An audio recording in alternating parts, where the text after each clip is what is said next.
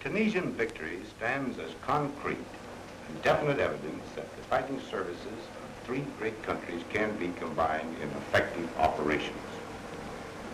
At every moment during this campaign, the devastating blows that were delivered by the Air Force, supported by the undersea and surface craft of the Navy, were so directed as to further and enhance the blows that were being delivered by the ground armies.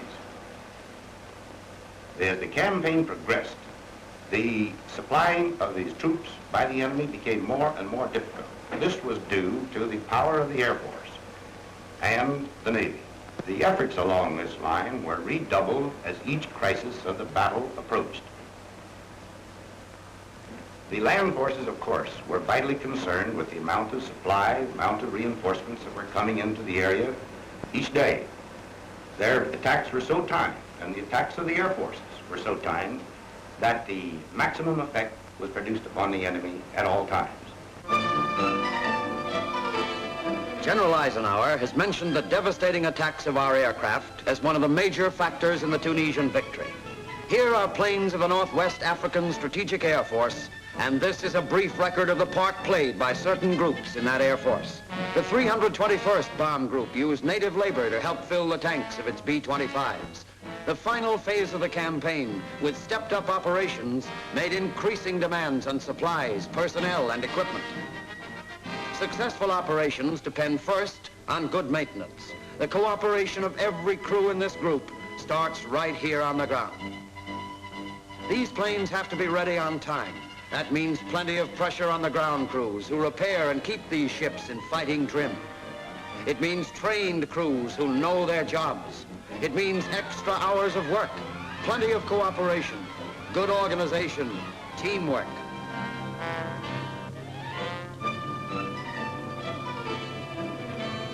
The armorers have already begun to clean and load the guns of the medium bombers.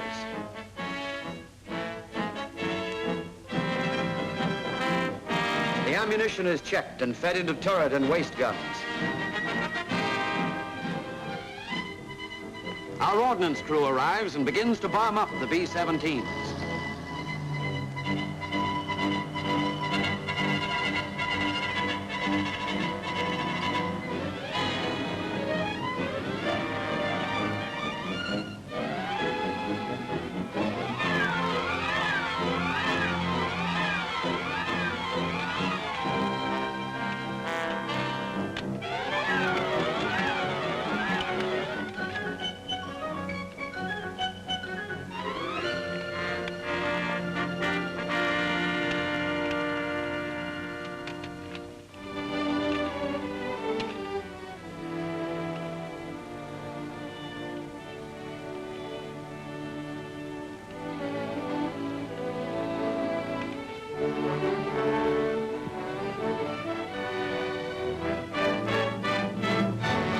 During all this field activity, the air crews, back at headquarters, are getting ready to be briefed on today's mission. The crews of the 321st Bomb Group answer briefing roll call by Captain Heinlein.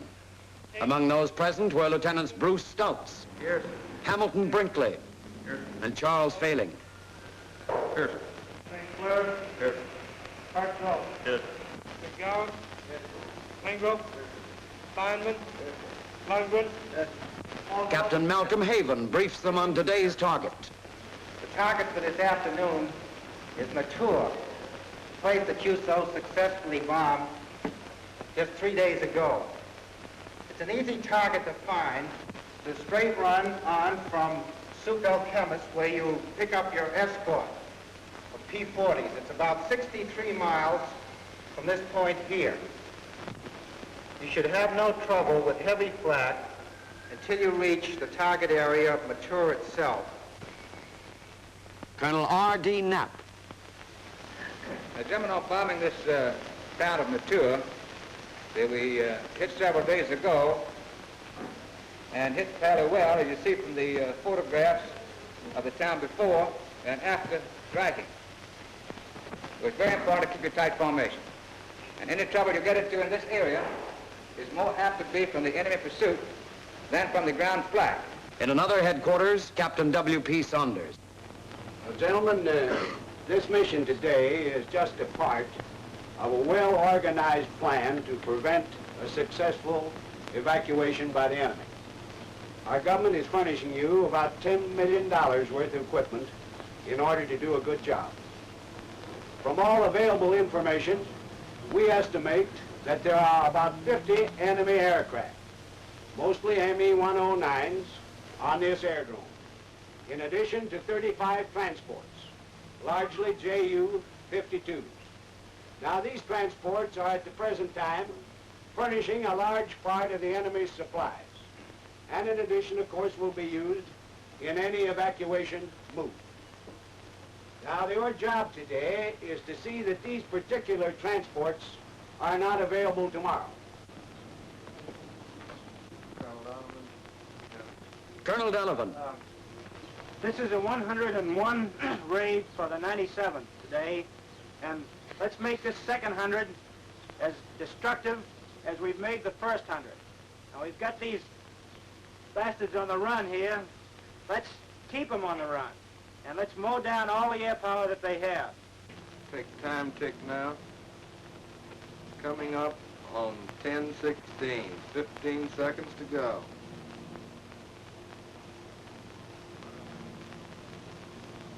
10, 5, 4, 3, 2, 1, hack. After briefing, the heavy bomb crews leave directly for the plains.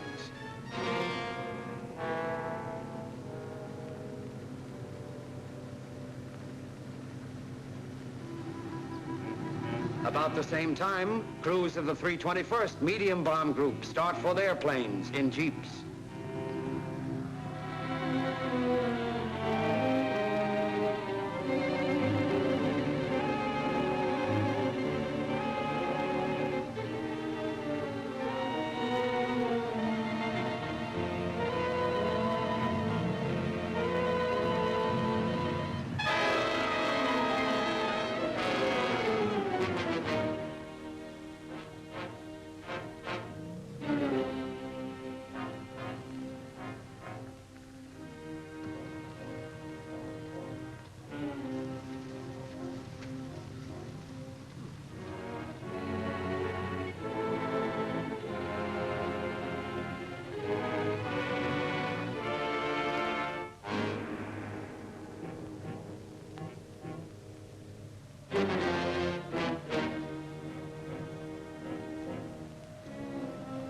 These medium bomb crews will attack their target, Matur, while the B-17s head for Sidi Ahmed Air Base.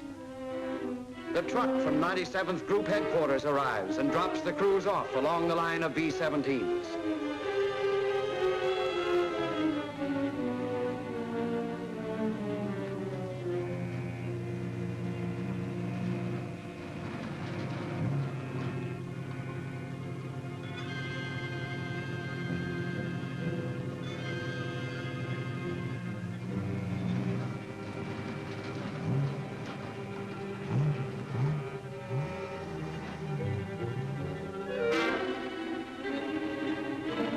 Many of these crews are already veterans in this campaign.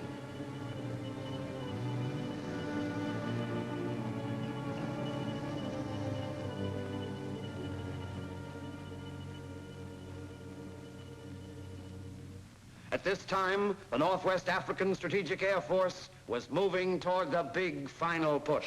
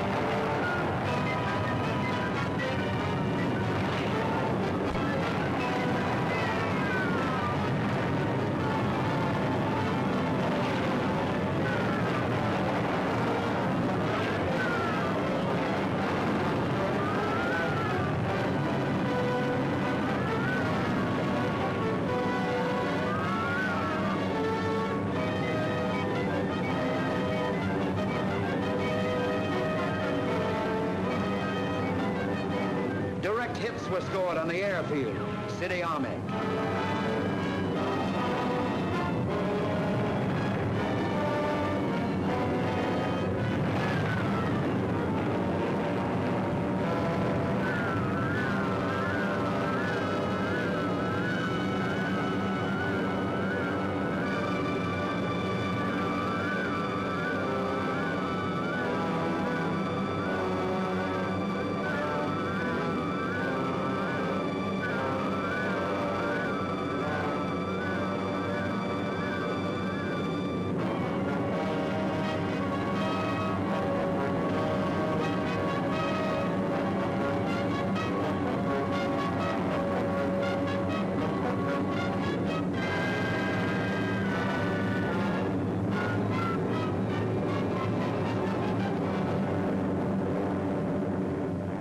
Immediately after the mission, crews of the heavy bomb group arrived for interrogation. This crew had a very successful mission. Did any of you fellas get any today? I got one, too. Good, that's swell. That makes two for this crew. Well, Olson, let's hear your story. Well, I was watching these 109s firing around up there looking for an opening. Mostly what, 109 today?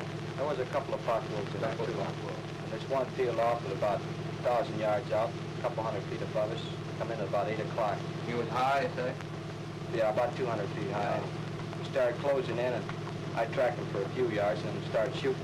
How many rounds did you shoot into him? Oh, about 50 rounds. And then he opened up with his 30s at about 800 yards. And about 600 yards, he started using his cannon. Our bullets up to then had been very effective till he peeled off over the top of us about 200 feet. And the last burst I fired, I clipped his tail off.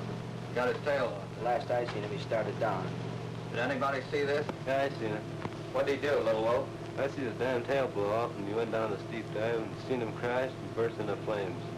Well, there's no doubt about that one, No, there's no doubt about that one. Won't be bothered with him anymore. Now, Stella, you also got one, didn't you? Yes, this one here come in about 4 o'clock high, What was it? Fox Wolf. Black Wolf. That makes one of each. Yes, this one come about 4 o'clock high, and he was coming in. He wanted to slide in on a tail, but he wanted to get in there stable, stable horrorizer.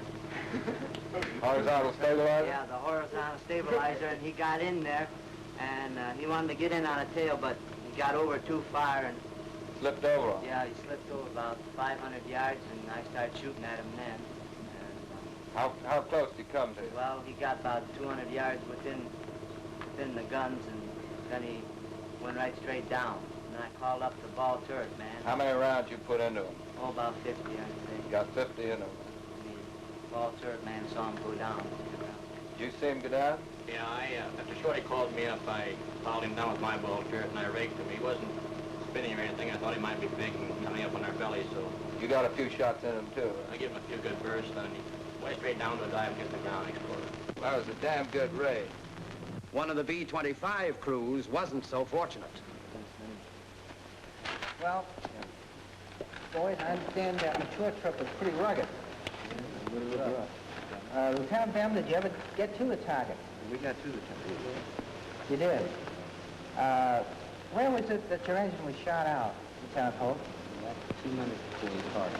Can you show me on this map here? Yes, sir. It's down here in this section, south of the tool. Oh, I see, right about in here. Yes, sir. Sergeant Ford, how'd you get that crack on the nose? Landing on land or on water isn't as smooth as on land.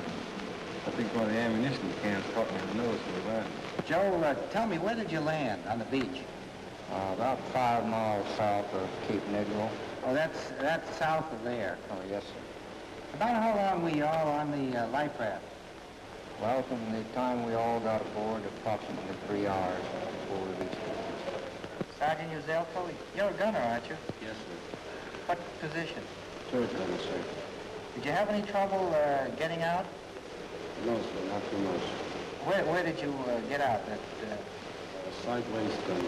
Out to the sideways window there if we got out. Went those machine guns in your way? No, sir, we threw them overboard before we did. If I need any more data or pinpoints, I'll call on you, fellas, and Thanks a lot. I think that you've had all the tough luck that's coming to you, don't you? The Battle of Tunisia is over. It was a hard fight, but it represented only the initial phase of this operation. It was a preliminary bout. The main event will be the all-out air operation against Germany and against Berlin itself. The jobs of the Northwest African Strategic Air Force were first to stop supplies of material and personnel getting into Tunisia, and later to stop personnel from getting out. These jobs were accomplished by destroying both the supplies and the means of bringing supplies in. Harbors were attacked, marshalling yards, shipping, both naval and merchant, and the enemy air, both his offensive air force and his air transport.